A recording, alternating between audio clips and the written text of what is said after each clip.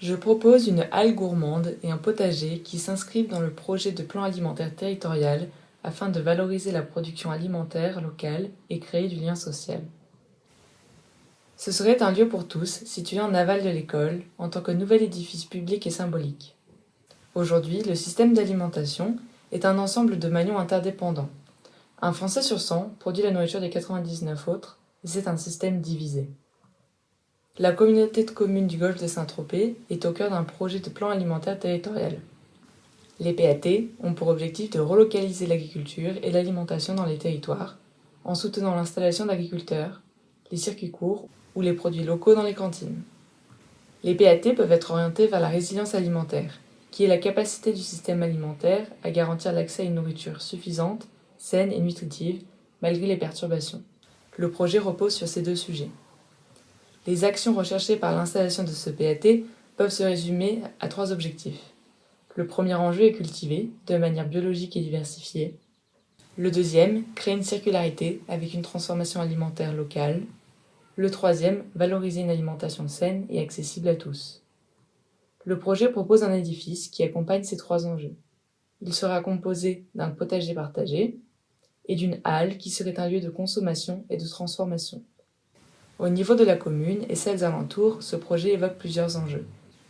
Cultiver et investir les terres agricoles de manière biologique et diversifiée, transformer et distribuer en développant la transformation alimentaire pour les écoles et les commerces avec un circuit de distribution, et déguster et découvrir cette alimentation saine et locale. Les 3 sujets du PAT reposent sur les caractéristiques actuelles de la commune à améliorer et réinventer. Aujourd'hui, on trouve 417 exploitations agricoles dans la communauté de communes. 615 hectares de terres agricoles, mais seulement 145 sont réellement productives, et on trouve 9000 hectares de friches agricoles dans la communauté de communes. Pour répondre aux besoins de développer une résilience alimentaire, il est nécessaire d'inciter les terres agricoles en plaine des communes voisines à faire de la production maraîchère. Au sein de la garde freinée, au vu de son relief, il faudrait installer du sylvopastoralisme et de l'élevage. Transformer les terres de vigne et les friches en agroforesterie, et installer un mode de culture collaboratif que le potager vient proposer. Aujourd'hui, les commerces principaux utilisés sont les supermarchés en dehors de la commune. Une circularité et une proximité sont nécessaires. Pour aussi relier les différentes cantines scolaires, ce que la halle propose. Comme dit Jean-Pierre Corbeau, sociologue de l'alimentation, manger et créer du lien social. La halle serait un nouvel espace public parmi ceux existants. Le scénario de résilience proposé reprend les 3 enjeux du PAT en les poussant plus loin. Avec cultiver et investir, transformer et distribuer, et déguster et découvrir. Ce scénario permet de répondre aux enjeux suivants.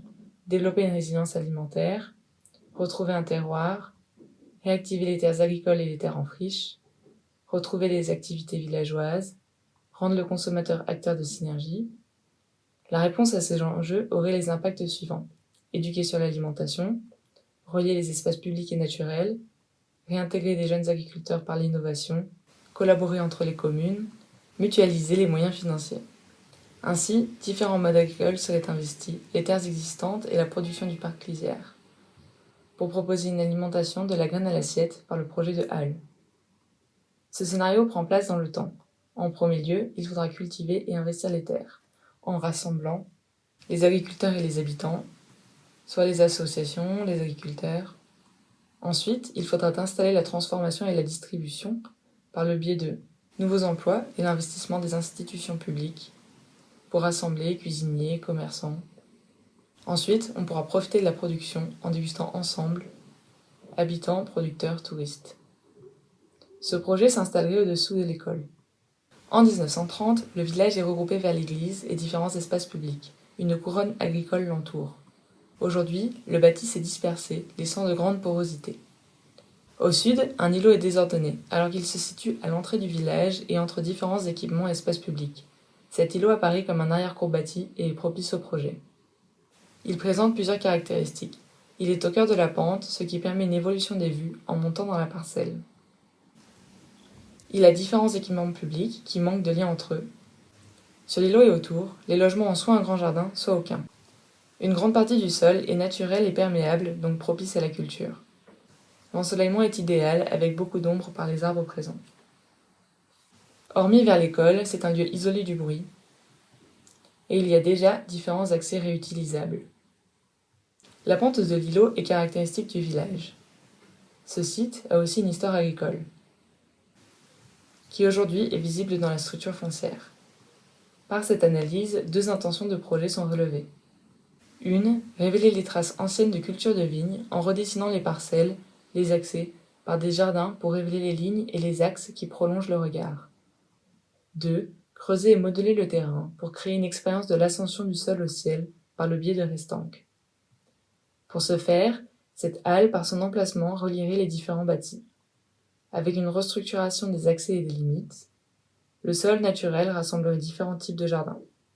Et l'eau serait acheminée dans les chemins pour être récupérée pour arroser. Elle serait ralentie par la création des restanques. La transformation du sol se ferait en 3 étapes.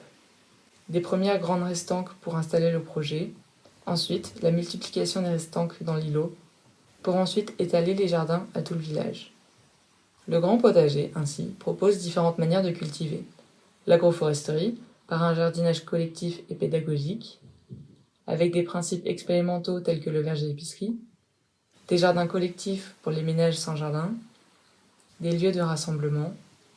Il y aurait aussi des éléments ponctuels comme un poulailler mobile, des assises sur les restanques, des cabanes à outils, les restanques, et la grande restanque qui prolonge le visiteur vers le paysage et permet de créer un socle au projet.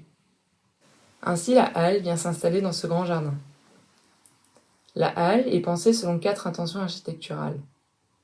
Modelée avec des restanques, pour créer un socle à 2 bâtiments qui dialoguent entre plein et vide, haut et bas. 2. Voir et parcourir par différents parcours qui amènent à un défilé du paysage. 3. La familiarité dans la volumétrie et la forme architecturale. 4. L'expérience de l'entre-deux et du prolongement. Les usages de la halle sont répartis dans 2 bâtiments. En dessous de la grande restanque, on trouve l'espace de transformation professionnelle ou individuelle. En haut du mur, on trouve le bâtiment qui rassemble les usages de halle avec une terrasse sur le niveau supérieur du bâtiment de transformation. En haut, on peut faire la fête, régulièrement venir faire ses courses, venir boire son café ou manger le midi. Au-dessus de la cuisine, on peut retrouver ses amis de l'association. Ce serait un lieu dont les usages sont multiples et changeants. Le projet a pour intention de retranscrire l'expérience de l'ascension comme on l'expérimente dans le village. Ainsi, par les différents accès, les parcours permettent de parcourir la pente.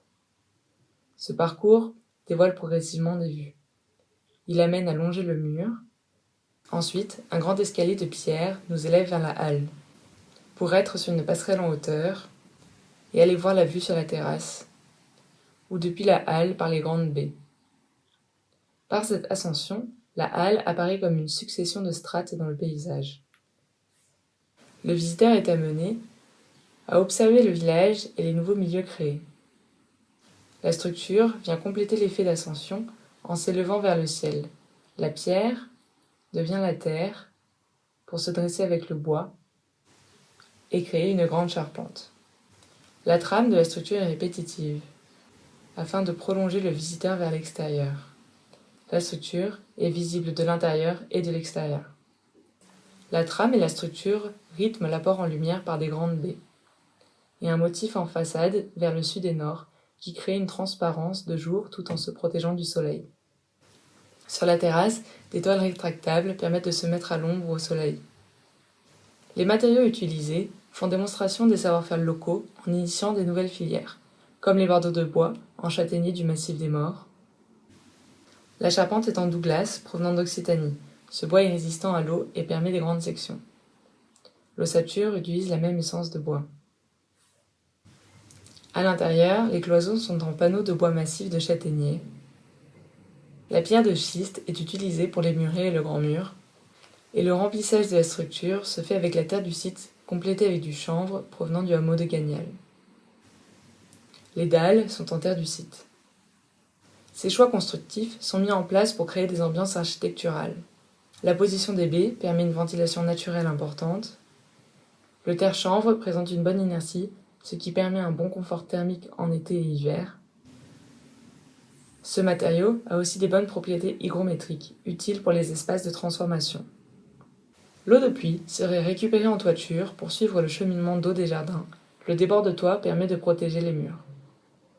Il y aurait un apport lumineux important, tout en étant protégé. Le confort de la halle invitera tout type de public à venir profiter de ce nouveau lieu. Avec cette halle, on peut imaginer le nouveau quotidien des villageois, comme Jo qui va au marché, par un sentier découverte, pour acheter des légumes et profiter d'un café. Ou Alice qui va au restaurant manger un plat local, ensuite elle va voir les machines, puis elle rejoint une amie au parc. Ou Marcel qui est venu vendre ses légumes d'hiver, ensuite il rejoint ses collègues, et le soir, ils vont au concert des oéliculteurs. Juliette va à la cantine. Le matin, ils ont cueilli des figues. À midi, elle mange des produits locaux, et en rentrant, elle passe par les jardins. Cette halle serait un lieu unificateur tout en reflétant la richesse des savoir-faire locaux et des milieux de la Garde Freinet.